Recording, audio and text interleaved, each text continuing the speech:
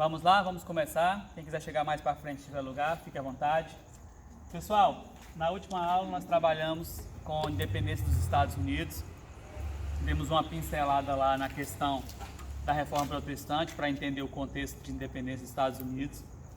E no mesmo contexto ali dos Estados Unidos, nós também vamos estudar agora o período brasileiro, desde o governo joanino, que é nesse período aí do Brasil, Brasil Colônia, a primeira organização, né, do Império Brasileiro, a vinda da família real para o Brasil, por isso que é joanino, Dom João VI era o rei, tá? E nesse contexto nós vamos estudar Brasil, só lembrando que, não sei se vocês viram naquele postzinho que Nayara compartilhou sobre os itens que caem no Enem, e Brasil é um dos contextos que mais cai no Enem, seja ele desde esse período aí pré-colonial, primeiro governo, né, Império, surgimento da República, que nós vamos estudar também, né, até os governos brasileiros, até a ditadura militar, tá? Talvez esse ano a gente não estude ditadura militar, porque ela não existiu a partir desse ano, desse governo, né? Mas, dentro desse contexto aí, o que foi o governo joanino, para nós entendermos, tá? Nós vamos entender aqui como iniciou o governo joanino, como era a situação de Portugal, o que trouxe essa família para cá. Olha só, Portugal já estava com a economia totalmente arrasada por causa de um tratado chamado Tratado de Methuen. O que foi o Tratado de Methuen? Esse tratado foi um acordo que a Inglaterra fez para passar a perna nos portugueses. Como assim? Vocês sabem que a Inglaterra, desde a Revolução Industrial, né, que começa aí, um grande pioneiro nessa área, que a Inglaterra era o país que mais exportava produtos industrializados para o mundo inteiro, principalmente produto têxtil, tecido, roupas e etc. Portugal era um dos compradores da Inglaterra, um comprador assíduo, como o mundo inteiro comprava da Inglaterra. E Portugal produzia um dos melhores vinhos do mundo. Então, a Inglaterra, para passar a perna de Portugal, chamou os portugueses para fazer um acordo. Vocês sabem que português é motivo de piada, né? No mundo inteiro, português é burro e tal. Justamente um dos motivos é esse acordo aqui. O que a Inglaterra propôs para os portugueses? Olha, vamos acabar com os impostos de exportação entre os nossos governos. Assim vocês comprarão de nós sem pagar imposto e nós compraremos de vocês sem o imposto. Pessoal, para que serve o imposto ou essas taxas aduaneiras? Servem para proteger o mercado nacional, tá? Vou dar um exemplo. Do lado do Brasil, por exemplo, nós temos a Venezuela. Antes dessa crise toda aí, a Venezuela era um dos maiores produtores de petróleo do mundo. Imagina se a Venezuela, por exemplo, resolvesse montar um monte de posto de gasolina aqui no Brasil. Ela ia jogar a gasolina para R$1. Foi bom tocar seu celular para colocar o meu também no silencioso. Obrigado.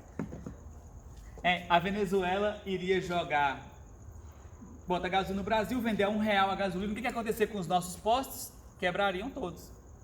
Então, esses acordos que se faz de taxas alfandegárias servem para proteger o mercado nacional.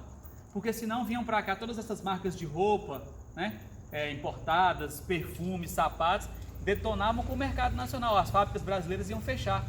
Aqui nesse contexto era a mesma coisa. Os portugueses só pensaram o seguinte: caramba, vou vender meu vinho sem imposto. Só que eles esqueceram que vinho é uma coisa que você toma de vez em quando. O vinho não faz parte da sua alimentação, não faz parte do seu cotidiano, tá? Então, o que seria mais rentável? Vender vinho ou vender roupas, tecidos? É óbvio que era tecidos. O que aconteceu? A Inglaterra inundou mesmo o mercado português de tecidos, roupas e etc. E por causa disso, Portugal foi praticamente à falência. A economia estava devastada. O que Portugal fez? Pegou empréstimo com a própria Inglaterra.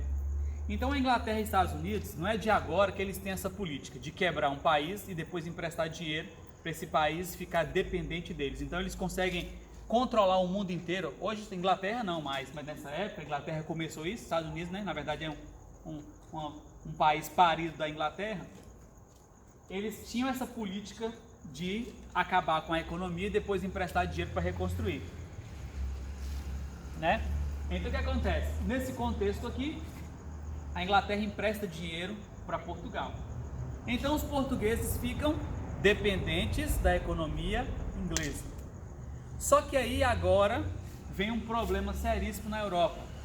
É um conteúdo que a gente não vai estudar, mas só para pincelar, tá? Matéria de 8º ano, no 2º ano até você estuda também, que é a questão de Napoleão Bonaparte. Nesse contexto aqui, né, início do século XIX, Napoleão estava governando praticamente a Europa inteira. Não faltava quase que nada mais para Napoleão governar. Só que quando você pega aí o mapa lá da Europa, tá?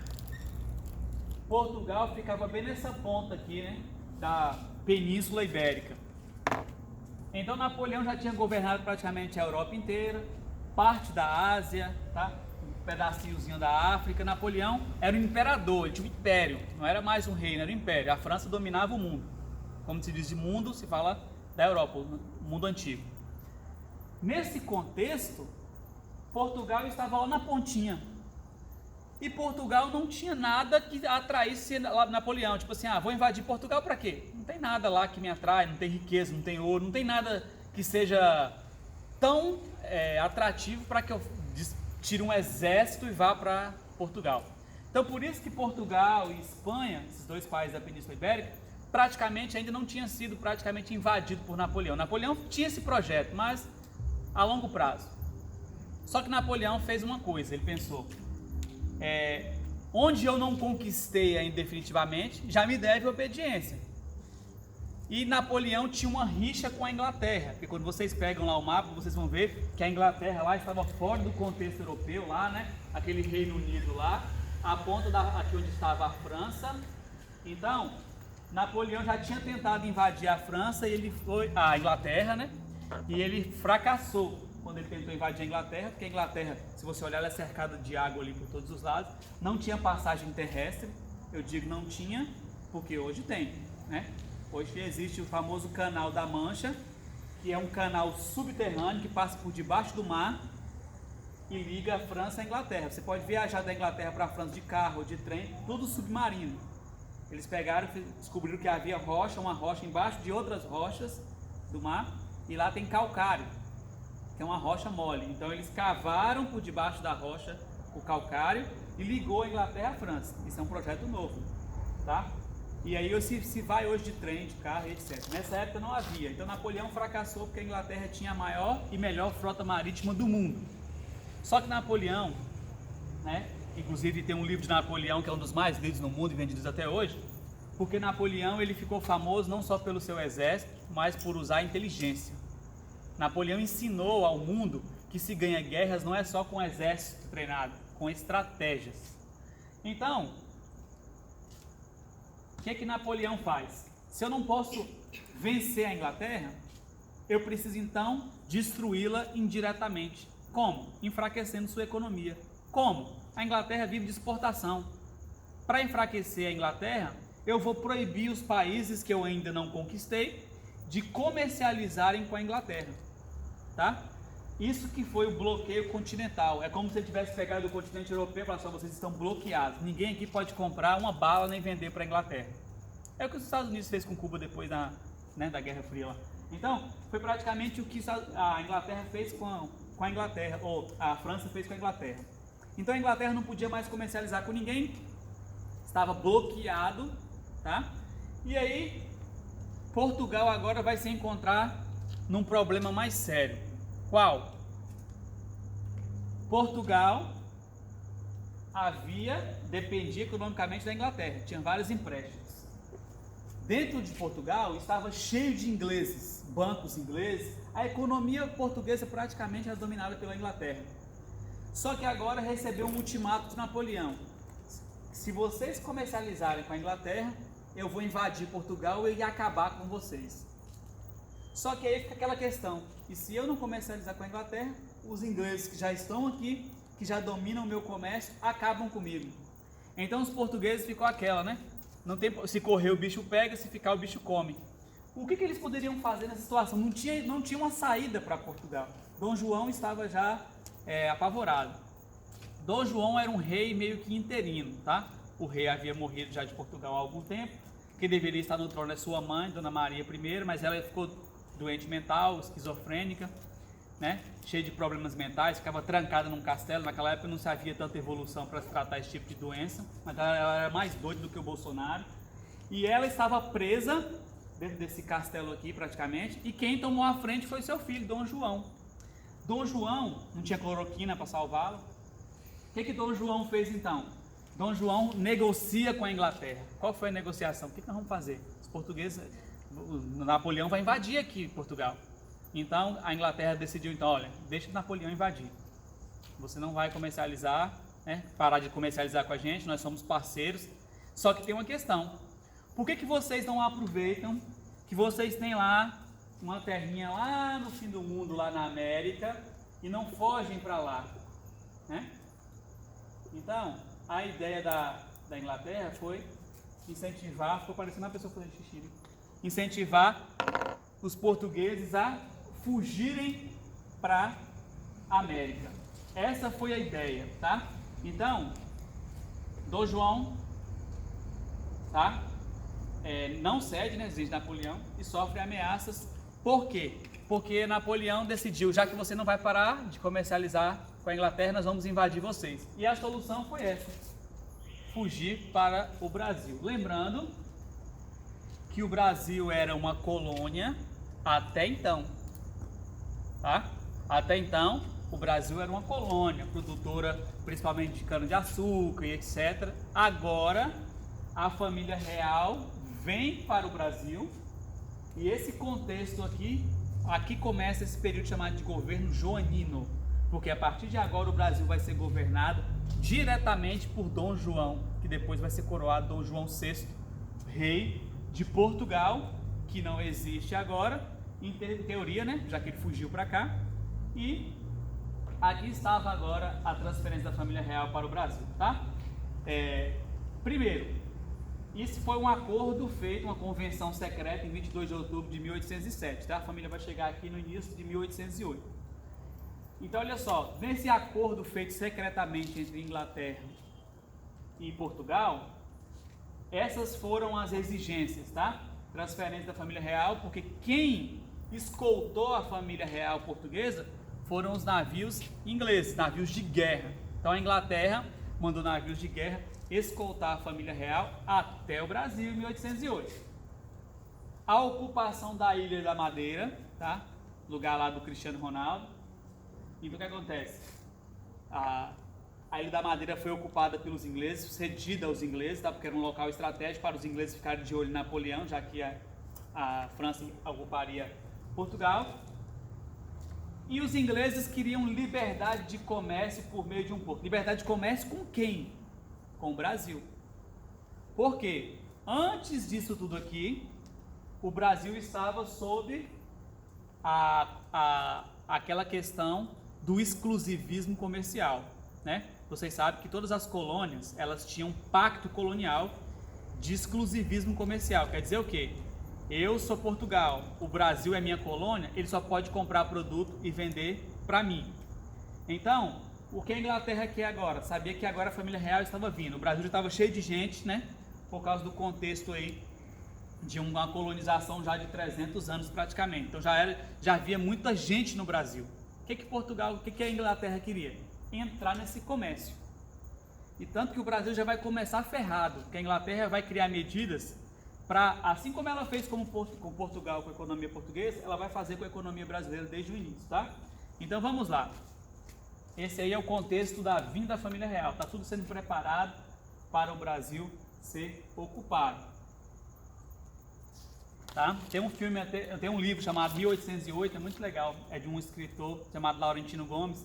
Ele é um cara jornalista, pesquisador, e ele escreveu um livro, mas se você ler, você vai ver que ele é um livro prazeroso de se ler, porque não é aquele livro de historiador que faz para um professor de história ler. É um livro de um jornalista que faz para pessoas comuns lerem. Tanto que ele fez o livro sem pretensão, virou um livro muito lido no Brasil e no mundo, famosíssimo. E logo em seguida, depois ele fez o outro que é 1822, que já conta a história da formação da República, e depois ele fez o outro e aproveitou a onda, né? Então tá, O que Napoleão fez em contrapartida? Napoleão não sabia daquele acordo ali. O que Napoleão sabia era que Portugal continuava de negócios com a Inglaterra. Então Napoleão resolve invadir Portugal. E aí Napoleão já chega e faz um acordo com a Espanha, tá? Que é esse tratado de Fontainebleau, que tinha como principal objetivo invasão de Portugal. O que a Espanha ganharia com isso? O território português seria dividido em 3 partes. Uma delas ficaria a cargo do controle espanhol. Depois Napoleão também sacaneou e tomou até a Espanha também e deu de presente lá para um parente dele. E o terceiro ponto que Napoleão fez de raiva mesmo foi determinar a extinção da dinastia Bragança, tá? Da família de Dom João VI, que já estava no poder já há algum tempinho, os Bragança. Napoleão tinha como objetivo acabar com essa família. Por isso que os portugueses fugiram. Porque, pessoal, na monarquia, vocês que assistem filmes e tal, aqueles filmes antigos e séries, não sei se você percebe, quando um rei ou alguém toma o poder, ele manda aniquilar a família real inteira. Teus filhos menores, as crianças, quem tiver, o parente mais próximo, o tio, o primo. Por que se faz isso? Porque você sabe que se você chegar lá num país e matar um rei, o filho dele é o herdeiro legal.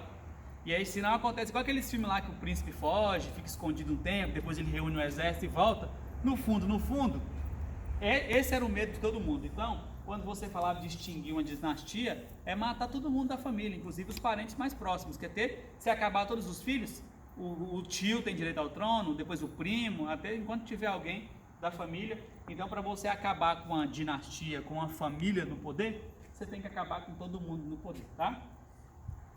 E outra coisa que Napoleão havia determinado, tá, junto com a Espanha, é que após conquistar, tá, Portugal e matar a família Bragança inteira, aniquilar, eles iriam dividir as colônias portuguesas, tá? Onde Portugal tivesse uma colônia, seria agora uma coisa francesa, o que seria dividido. Então, você percebe que existe do lado de lá um projeto de fuga, e do lado de cá um projeto de invasão. É nesse contexto aí que o Brasil começa a ter cara de país e deixa de ser simplesmente uma colônia tupiniquim. Então vamos lá, tá? Só para a gente recapitular, tá? Período joanino, a gente passa para frente. Napoleão resolve invadir Portugal. Portugal devia dinheiro para a Inglaterra, não podia obedecer o tratado, né, que foi dado pelo Napoleão, bloqueio continental. Então isso desencadeia, né, a fúria de Napoleão, o que vai ocasionar a vinda da família real para o Brasil. E pela primeira vez o Brasil vai ter cara de país. Por que o Brasil vai ter cara de país? Tá? Antes de falar disso aqui, queria falar de um dado aqui que a maioria dos livros não traz. Esse Laurentino Gomes, ele traz isso porque ele é jornalista e pegou uma coisa mais investigativa. Quando a família real resolve vir em 1808, não sei se vocês viram nos slides anteriores, que era um encontro secreto. Por que o encontro secreto? Você imagina aí que o Bolsonaro agora, que é um presidente do Brasil, ele fica sabendo lá através da inteligência brasileira, né? Existe inteligência no Brasil? Existe. É da inteligência brasileira, pouco, mas existe. Para as coisas erradas existe muito. Genialidade, né? Para coisa boa, inteligência. Ele fica sabendo através da inteligência que vai cair um meteoro aqui no Brasil a semana que vem e vai acabar praticamente com o Brasil todo, principalmente com Brasília. O que Bolsonaro faria? Ele pegaria os filhos dele, é lógico, primeiro, né? Colocaria lá a família, a sogra, não, a sogra não, a mulher, a família, tudo, entraria num jatinho, faria uma declaração que ele precisava visitar o Trump, que está doente, né? Dava linha na pipa. E esperava para ver o que ia acontecer. O meteoro ia cair, matar um monte de gente. Mas ele ia fazer o quê? Chamar muitos ricos e empresários, né? Porque, como foi feita a família real, todo mundo faria igual, tá? Chamaria os ricos, os empresários e os amigos e dizia, ó, fica calado, não posta nada no WhatsApp, pega seu aviãozinho e racha fora, que o meteoro vai cair e vai matar todo mundo. Por quê? Porque se ele vai lá, em cadeia nacional e fala bem assim, gente, vai cair um meteoro a semana que vem e mata todo mundo, salve-se quem puder. O que ia acontecer com o país? Ia virar um caos. E talvez nem ele conseguisse fugir. Foi isso que a família real fez. Se reuniu secretamente com os ingleses. Depois eles fizeram reuniões secretas com quem? Com os nobres de Portugal. Porque quando a bomba explode, é só pobre que sofre, né? O rico, ele está preparado para a quarentena, né? Ele está com cheio de dinheiro no banco, nós que não estamos preparados, mas o rico está preparado. E o que acontece? O rico está preparado para tudo, não é menos para a morte. Não, para a morte também, né? Porque já tem plano funerário. Ó, o que acontece? A família real se reúne com os ricos. E os ricos vieram para o Brasil. Não foi só a família real. Para vocês terem ideia, vieram quase 20 mil pessoas. Ou seja, quase a população da nossa cidade. Mas eram 20 mil ricos? Não. O rico não vive sem criado. Não sei se vocês viram aí, tem uma dessas mulheres famosas aí, esqueci quem foi, não sei se foi uma blogueira, alguém famoso aí, que ela posta vídeo e tal, e ela colocou, porque na minha casa dispensei todos os empregados, e não sei o que, porque é quarentena. Aí alguém viu a empregada dela passando no fundo lá. Foi Isis. Acho que vocês, mas isso é empregada e não sei o que lá. Não, mas fulana já está comigo há muito tempo, ela está ficando aqui. Ou seja, né? Todo mundo está dispensado, mas ela está aqui. Ela não vai fora para não trazer corona para dentro da minha casa, mas também vai ficar aqui, morando aqui comigo, esse período aí. Ou seja, né? Para o rico sobreviver, precisa do pobre. Ou você acha que essas mansões aí, que os ricos tudo mandou as empregadas para casa?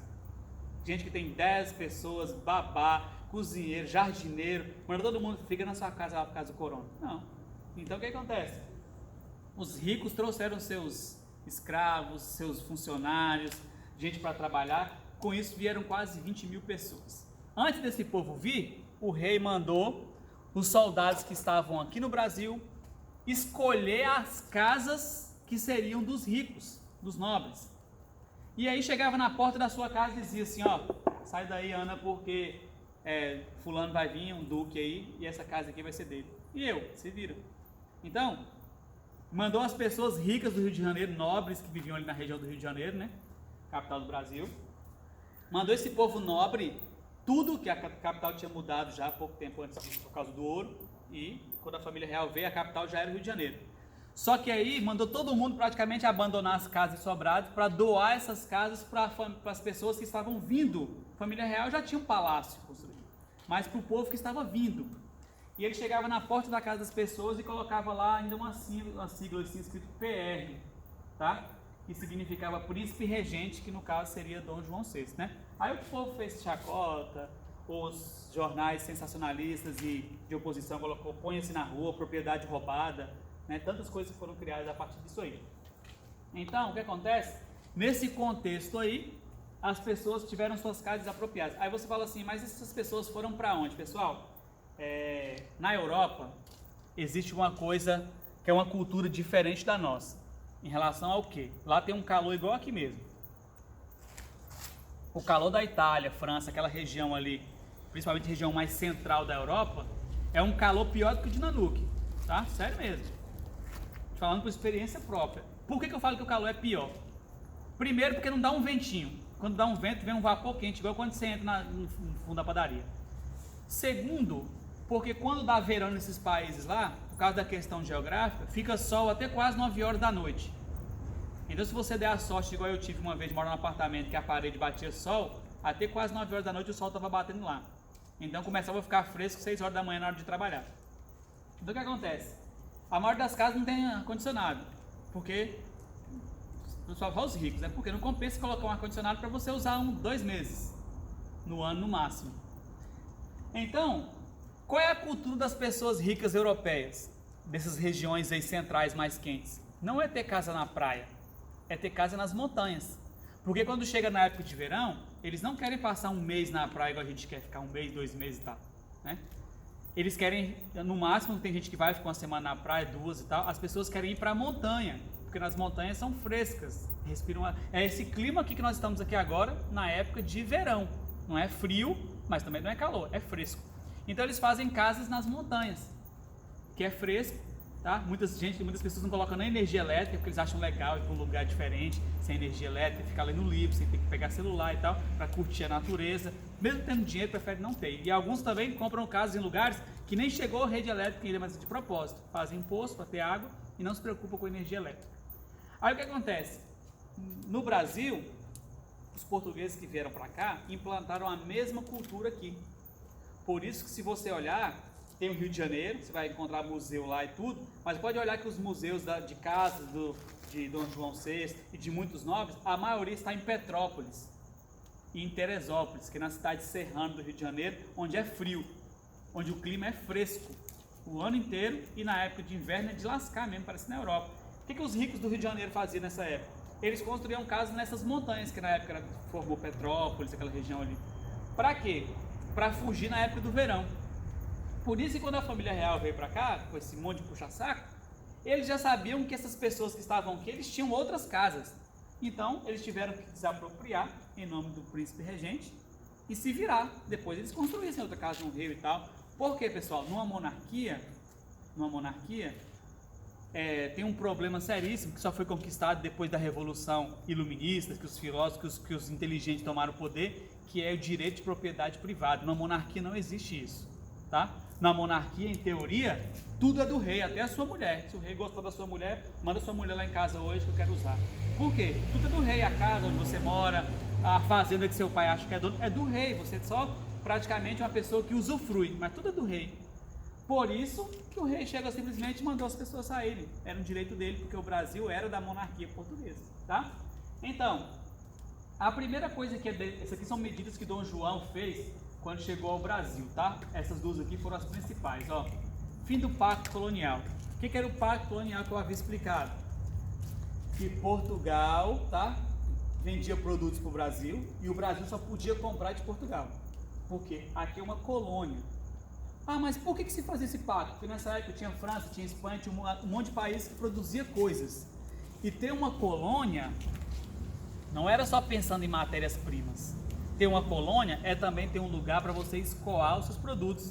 Por quê? Porque lá tem gente morando lá, tá? Então, tem gente morando lá e esse pacto colonial obrigava as pessoas que moravam no Brasil a comprar de Portugal por causa disso aqui, ó.